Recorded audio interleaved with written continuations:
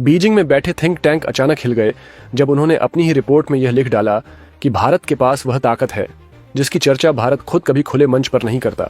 ये ताकत इतनी खतरनाक है कि अगर चीन या पाकिस्तान में से कोई भी गलती कर बैठा तो भारत का जवाब धरती का नक्शा बदल सकता है।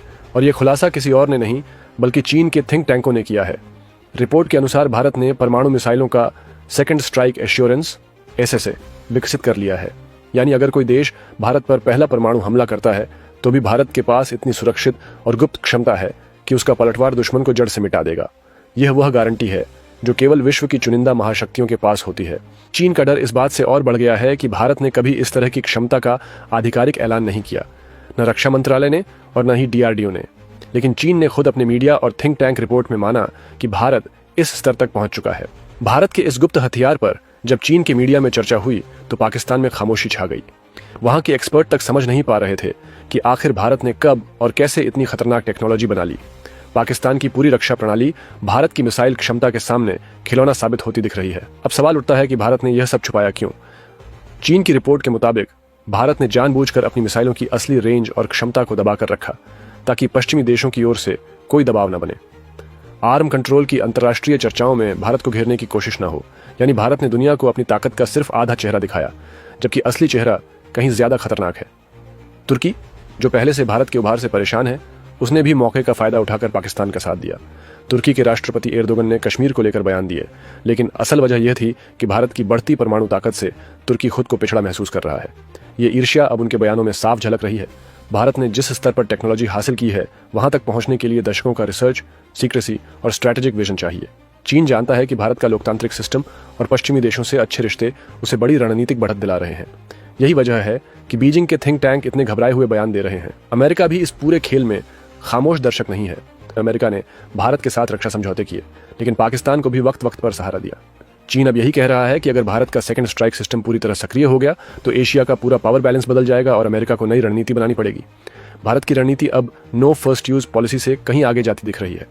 चीन के दावों से साफ है कि भारत भले ही पहला हमला न करे, लेकिन दूसरा हमला इतना भयंकर होगा कि दुश्मन को कभी संभलने का मौका ही नहीं मिलेगा।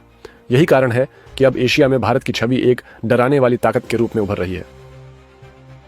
एर्दोगन का तुर्की पाकिस्तान का दोस्त बनकर भारत को बार बार कश्मीर मुद्दे पर घेरने की कोशिश करता है, लेकिन अब हालत यह है कि पाकिस्तान की असली सुरक्षा समस्या कश्मीर नहीं बल्कि भारत का मिसाइल सिस्टम बन गया है। तुर्की का पाकिस्तान प्रेम अब भारत की शक्ति के सामने फीका साबित हो रहा है। चीन का डर इस बात से भी है कि भारत अपनी मिसाइल पनडुब्बियों SSBN के जरिए यह सेकंड स्ट्राइक क्षमता मजबूत कर रहा है।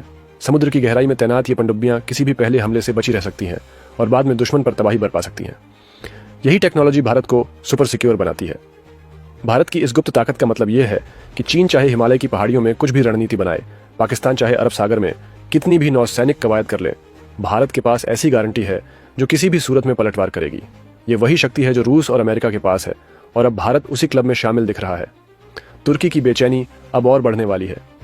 एक तरफ भारत का नाम दुनिया की टॉप टेक्नोलॉजिकल और स्ट्रैटेजिक पावर में शामिल हो रहा है, दूसरी तरफ तुर्की की हालत यह है कि वह न तो यूरोपियन यूनियन में जगह बना पाया और न ही एशिया में भारत जैसी ताकत। यही कारण है कि एर्दोगन भारत के खिलाफ हर मंच पर बयानबाजी कर रहे हैं। डोनाल्ड ट्रंप का जिक्र यहाँ अहम है। उनके शासनकाल ने भारत अमेरिका रिश्तों में नई मजबूती दी, लेकिन साथ ही पाकिस्तान को मिली कुछ ढीली ढाली छूट ने इस खेल को और पेचीदा बना दिया।